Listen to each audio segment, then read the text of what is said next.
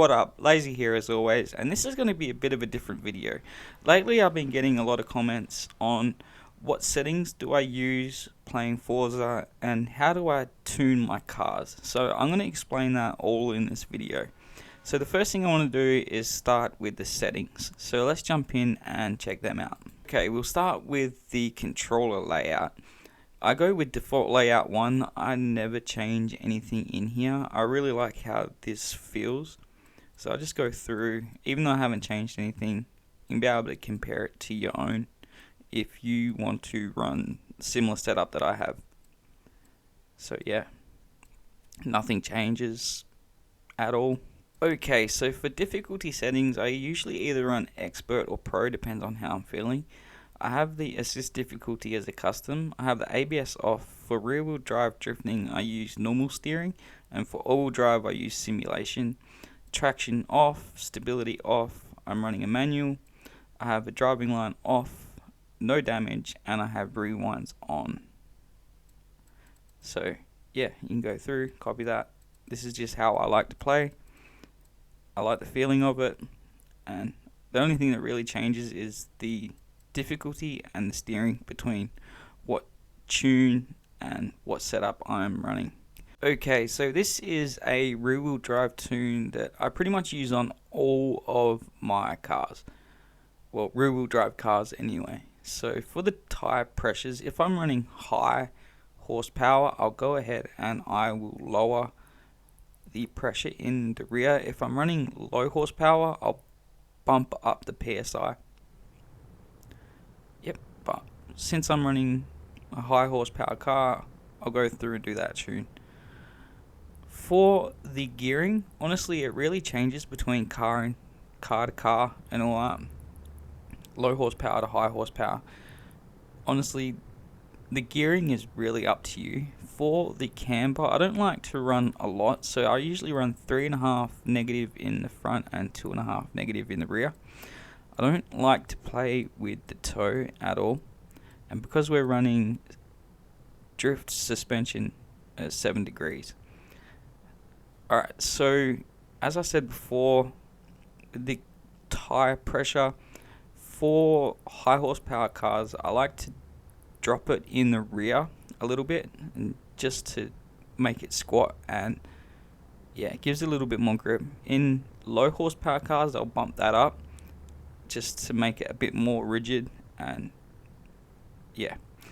So same as goes with the springs. High horse I'll go down, low horse I go up, and I always have my cars slammed. So the same thing with the springs and all that, damping, it goes through, low, high, high, low. I don't run any aero on my rear-wheel drive cars, but we'll go over that when I get to the all-wheel drive tune. For the brake bias, I don't know why, but I really like running 30, 140.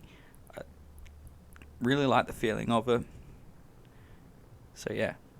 Now for the differential, I was once watching a Forza live stream, and they said if you go 100, 100, that's a welded diff. And if you go 100 and 0, yeah, it was 100 and 0, that is a full lock. So I like to run that. Awesome, so I'll save that tune now, and then we can jump over and we'll give it a run.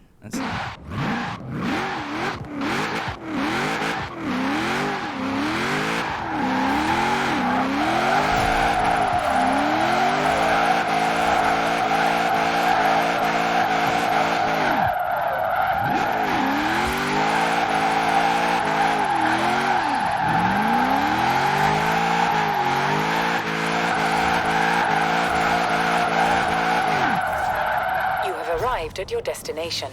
Alright, so there we go, 131,000 on a basic tune. The gearing isn't the best, but honestly that's up to you. I usually like to run 4th. So let's jump into the all-wheel drive tune. Okay, so I'm using the same car, same power level. The only thing that's changed is the all-wheel drive system and the aero. So I always use the all-wheel drive as like a points drifter. For the tire pressures, I don't usually like to go over like 45 psi. I like the front to be a little bit more grippier, so I'm going to set that up to 40, 45. Yeah. For the gearing, we'll pretty much do the same as what we did with the rear wheel drive, but I'm going to make them a little bit longer. So I'll pull that back to about there. Yep.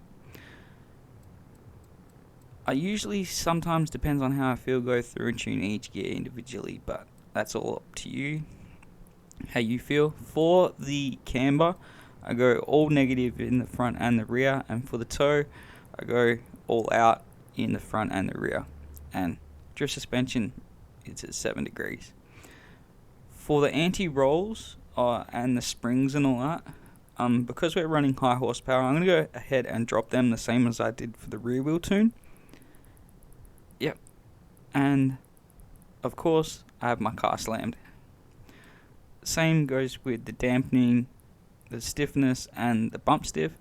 I go ahead and drop them. For the aero, I like to run it at the speed setting, but I like to even it out. So I'll go usually around 120 to 130 to 240 to 260. It's just nice and even. Cool. For the brake pressure, I use the same on every car, 3140, no matter if it's rear wheel drive or all wheel drive. Yep. And for the differentials, I like to lock the front and leave the front deceleration at 0. I go 100 and 0 in the rear. And for the balance, usually I go between 75 and 85. It all depends on how much I want the rear of the car to step out. So with this, I'm just going to go at 80%. Awesome. So there is the all-wheel drive tune that I pretty much use on everything. So let's jump over and give this a crack. Okay, so before we hit the drift zone, I want to go ahead and change up to simulation steering. So we'll just jump in, we'll hit that.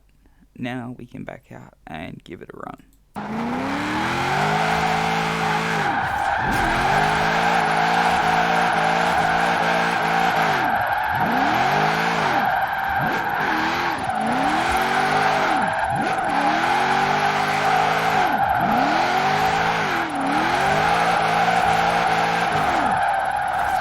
Arrived at your destination. Alright, so there we go, 135,000 on a basic all-wheel drive tune. The gearing, honestly, is up to you how you like to run it, but that's usually how I do it all. If you want to see a video like this on the settings and how I tune my cars on CarX, let me know in the comments. But that's it for the video for today. Don't forget to like, comment, share, subscribe, all that awesome stuff. It's much appreciated, cheers.